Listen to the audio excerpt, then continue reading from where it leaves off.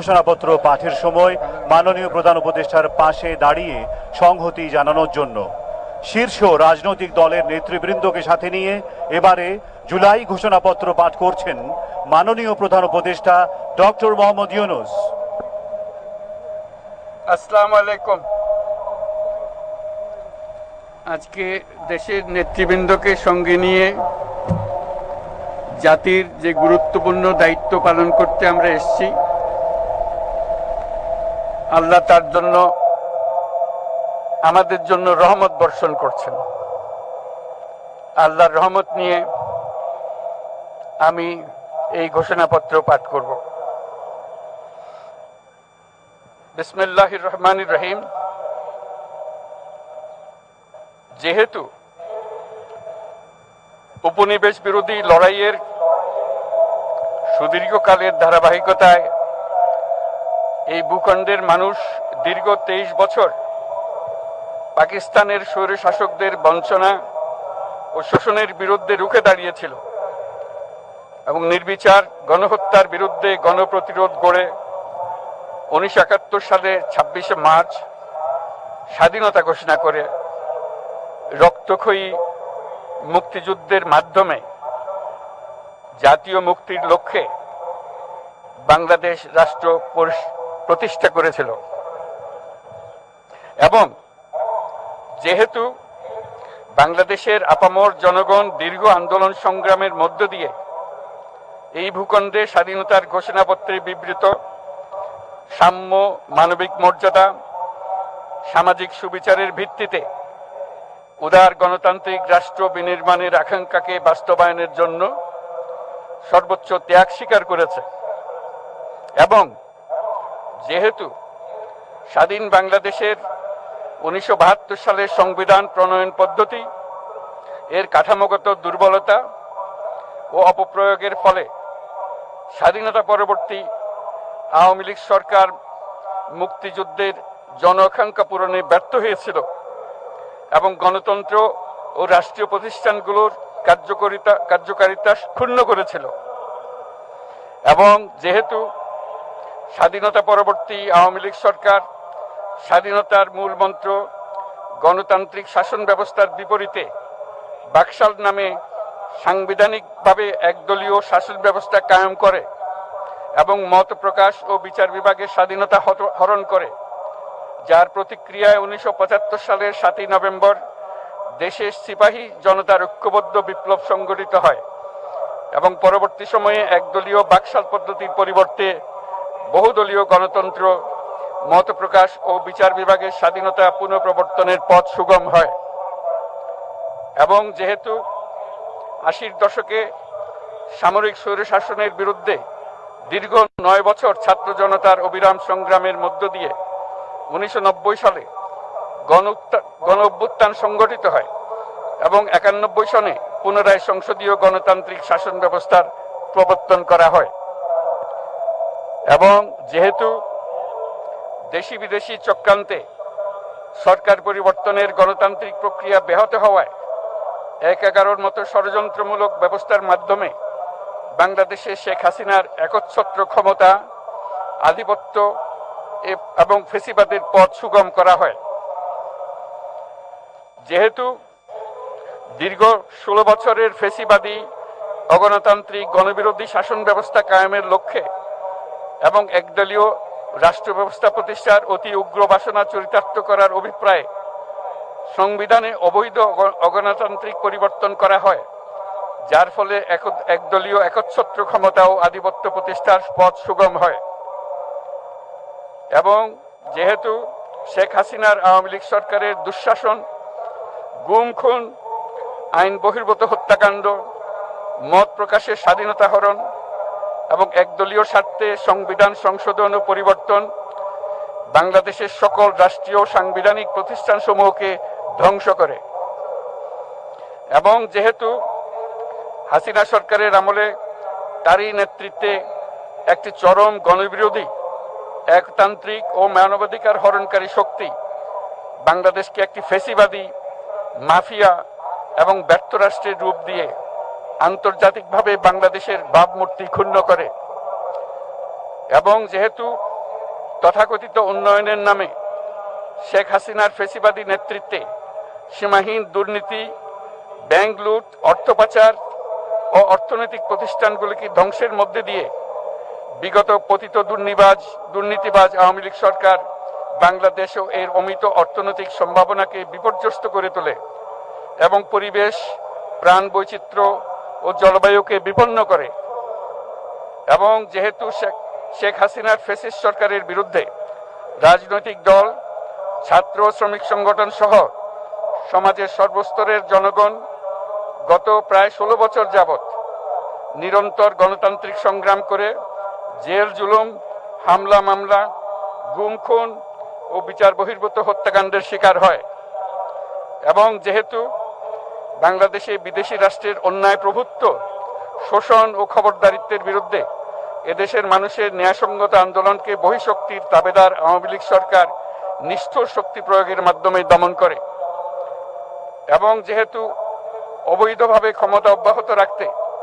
আওয়ামী লীগ সরকার 3টি প্রহসনের নির্বাচনে এর জাতীয় সংসদ নির্বাচন এদেশের মানুষকে ভোটাধিকার ও প্রতিনিধিত্ব থেকে বঞ্চিত করে। যেহেতু আওয়ামী লীগ আমলে ভিন্ন মতের রাজনৈতিক নেতাকর্মী, শিক্ষার্থী, তরুণদের নিষ্ঠুরভাবে নির্যাতন করা হয় এবং সরকারি চাকুরিতে একচেটিয়া দলীয় নিয়োগ এবং কোটাভিত্তিক বৈষম্যের কারণে ছাত্র, চাকুরি প্রার্থী, নাগরিকদের মধ্যে চরম ক্ষোভের জন্ম হয়। এবং যেহেতু বিরোধী রাজনৈতিক দল সংগঠনের উপর চরম নিপীড়নের ফলে দীর্ঘদিন ধরে জনরোষের সৃষ্টি হয় এবং জনগণ সকল বৈধ প্রক্রিয়া অবলম্বন করে ফ্যাসিবাদ বিরোধী লড়াই চালিয়ে যায়। এবং যেহেতু সরকারি চাকরিতে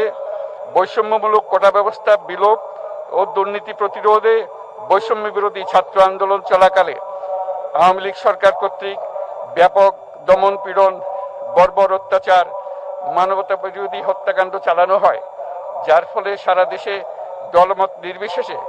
ছাত্র জনতার উত্তাল গণবিক্ষোভ গণ অভ্যুত্থানের রূপ নেয়। এবং যেহেতু ফ্যাসিস্ট শক্তির বিরুদ্ধে অদম্য ছাত্র জনতার অভ্যুত্থানে রাজনৈতিক দল, ধর্মীয়, সামাজিক, সাংস্কৃতিক, পেশাজীবী, নারী ও শ্রমিক সংগঠন সমূহ সমাজের সকল স্তরের মানুষ যোগদান করে এবং আওয়ামী ফ্যাসিবাদী বাহিনী রাজপথে নারী, শিশু সহ প্রায় 1000 মানুষকে নির্বিচারে হত্যা করে, অগণিত মানুষ পঙ্গুত্ব, অন্ধত্ব বরণ করে। আন্দোলনের চূড়ান্ত পর্যায়ে সামরিক বাহিনীর সদস্যগণ জনগণের গণতান্ত্রিক লড়াইকে সমর্থন প্রদান করে। এবং যেহেতু অবৈধ শেখ হাসিনা সরকার পতন, ফ্যাসিবাদী ব্যবস্থার বিলোপ এবং নতুন রাজনৈতিক বন্দোবস্তের লক্ষ্যে বৈষম্য বিরোধী ছাত্র আন্দোলনের ডাকে জনগণ অসহযোগ আন্দোলন শুরু করে, পরবর্তী সময়ে 5ই আগস্ট ঢাকা অভিমুখে লং মার্চ পরিচালনা করে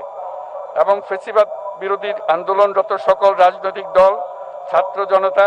তথা সর্বস্তরের সকল শ্রেণীর পেশার আপামর জনসাধারণ তীব্র আন্দোলনের চূড়ান্ত পর্যায়ে গণভবনমুখী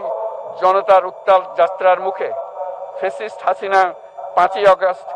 2024 তারিখে পদত্যাগ করে দেশ ছেড়ে পালিয়ে যেতে বাধ্য হয়। এবং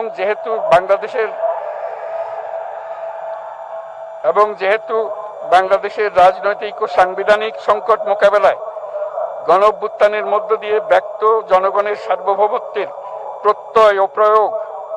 রাজনৈতিক ও আইনি উভয় দিক থেকে যুক্তিসঙ্গত, বৈধ ও আন্তর্জাতিকভাবে স্বীকৃত এবং যেহেতু জনগণের দাবি অনুযায়ী এরপর অবৈধ দ্বাদশ জাতীয় সংসদ ভেঙে দেওয়া হয় এবং সংবিধানের 106 অনুচ্ছেদ অনুসারে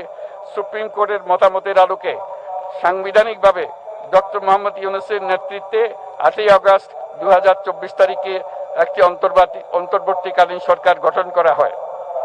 এবং যেহেতু বাংলাদেশের সর্বস্তরের জনগণের ফ্যাসিবাদ বিরোধী তীব্র আকাঙ্ক্ষা এবং ছাত্র জনতার অভ্যুত্থানের মধ্য দিয়ে ফ্যাসিবাদ, বৈষম্য,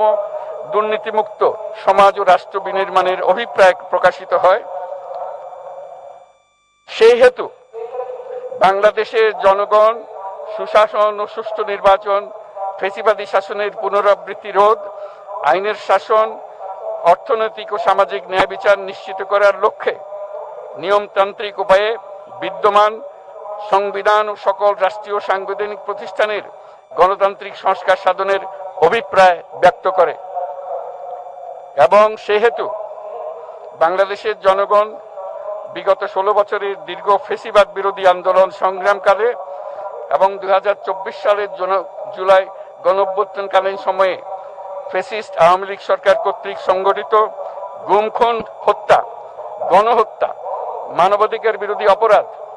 ও সকল ধরনের নির্যাতন, নিপীড়ন ও রাষ্ট্রীয় সম্পত্তি লুণ্ঠনের অপরাধ সমূহের দ্রুত উপযুক্ত বিচারের দৃঢ় অভিপ্রায় ব্যক্ত করছে। সেহেতু বাংলাদেশের জনগণ জুলাই জনগণের সকল শহীদদের জাতীয় বীর হিসেবে ঘোষণা করে শহীদদের পরিবার, আহত যোদ্ধা এবং আন্দোলনকারী ছাত্র জনতাকে প্রয়োজনীয় সকল আইনি সুরক্ষা দেওয়ার অভিপ্রায় ব্যক্ত করেছে। এবং সেহেতু বাংলাদেশের জনগণ যুক্তিসঙ্গত সময়ে আয়োজিতব্য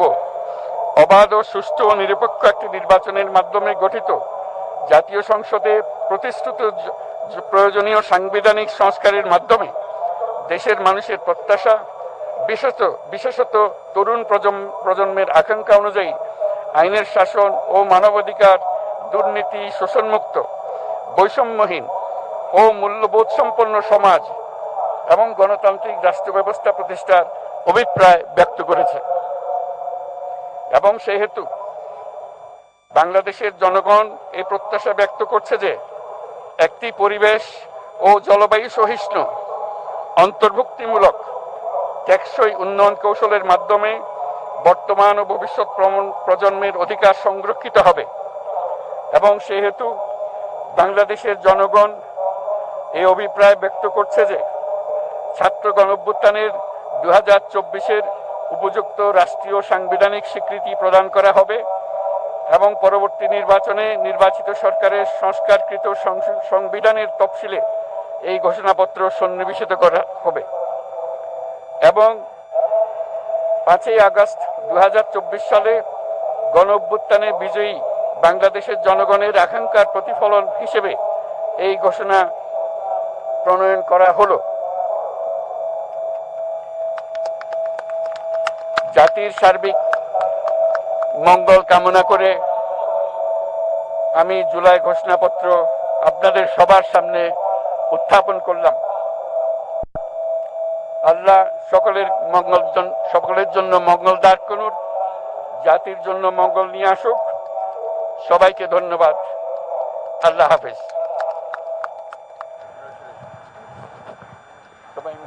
সম্মানিত সুধীবৃন্দ, ঐতিহাসিক জুলাই ঘোষণাপত্র পাঠ শেষ হলো।